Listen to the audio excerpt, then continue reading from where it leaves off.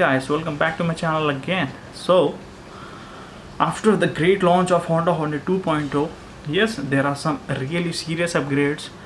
Corona के बाद बहुत कुछ चेंज हो गया है. जस्ट लाइक जो कंपनी एक इंजन किल स्विच देने के लिए रोती थी, आज अपसाइड डाउन सस्पेंशन दे रही है, इंजन की क्यूबिक कैपेसिटी बढ़ा रही है. No doubt this is due to the BS6, but there are some really serious changes which you should take care of. So ये वीडियो इसी के बारे में है. So मैं कुछ ऐसे पॉइंट्स बताऊंगा जिसमें आपको सिर्फ ख्याल रखना है आपकी बाइक में प्रॉब्लम्स ना आए. Starting with the first point, it is about the side kick off the bike. पहले Honda Hornet 160R में आपको साइड किक मिलता था, अभी के वर्जन 2 में आपको नहीं मिलता है. सो ये पॉइंट बताने का मतलब ये है कि अभी आपको बाइक डेली स्टार्ट करनी पड़ेगी. Not like the any other kick bike जो कि एक किक में चालू हो जाए अगर इलेक्ट्रिक स्टार्ट से चालू नहीं हो रही है. अगर आपकी ये बाइक इलेक्ट्रिक स्टार्ट से चालू नहीं होगी तो आपको ये धक्का स्टार्ट करनी पड़ेगी. And this happens usually when you don't start your bike for more than 7 days and for even a month bike gets shut down. Corona के ड्यूरेशन में यही प्रॉब्लम हुआ है सभी का कि महीना भर बाइक किसी ने यूज़ नहीं की and after a month they want to start the bike doesn't reply anything, battery is totally shut down. So आपको ये फर्स्ट पॉइंट नोटिस करना है कि बाइक में अभी साइड किक नहीं है.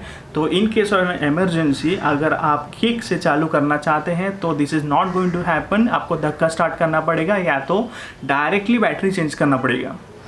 सो moving to the second point, the USD forks. अभी आप बोलोगे कि USD फोक्स में क्या प्रॉब्लम है. देखो, USD फोक्स जितना सुपर है राइडिंग के लिए, उसकी एजिलिटी बढ़ती है बाइक की, बट उसमें एक बहुत बड़ा प्रॉब्लम आ सकता है.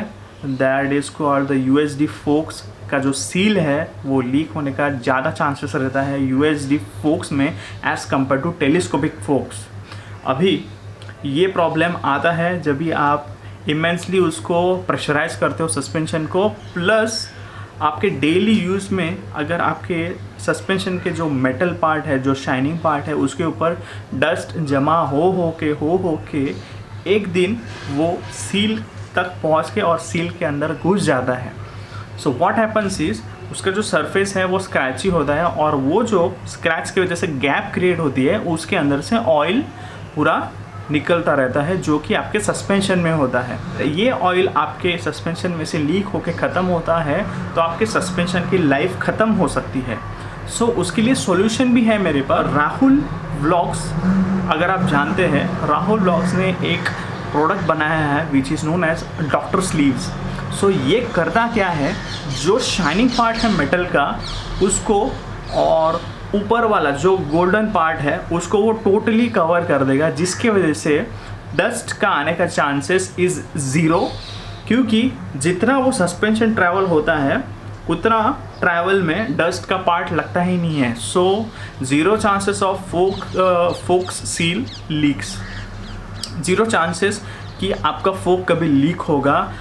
Definitely I am a owner of Dominar and he is also the owner of Dominar, but I am owning a 2018 and he is owning the 2019.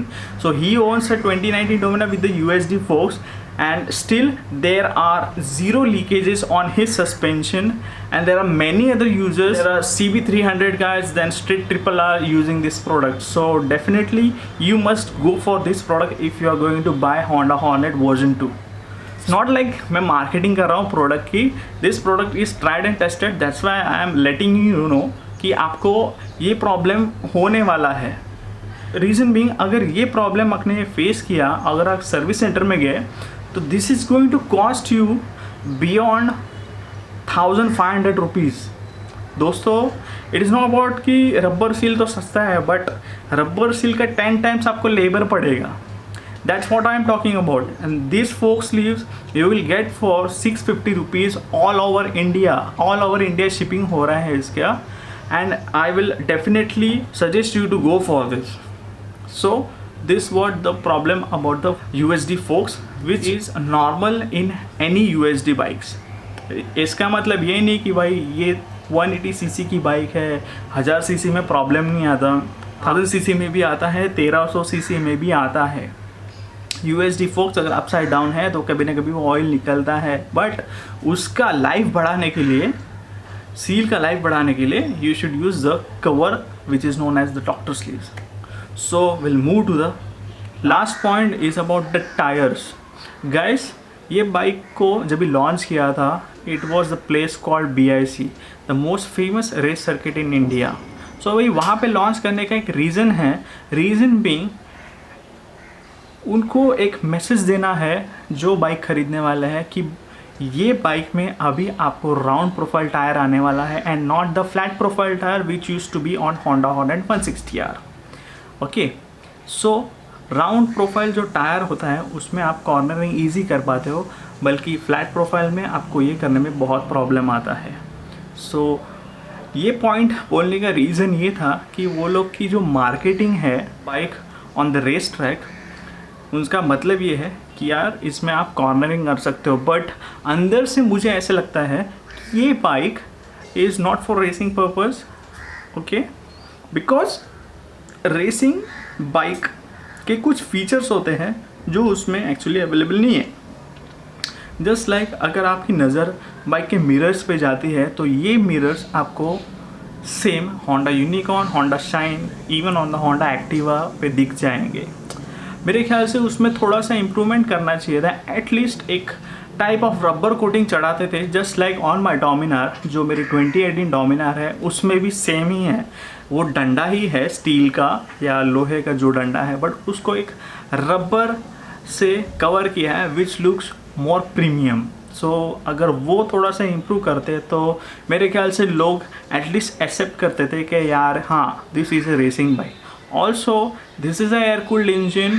सो वो एयर कूल्ड इंजन को प्रीमियम दिखाने के लिए वो लोग ने ब्लेड्स जो रहते हैं इंजन के वो सिल्वर कलर में पेंट किए हैं, या मेरे ख्याल से सिल्वर कलर में ही रखे हैं, just like on the Thunderbird X.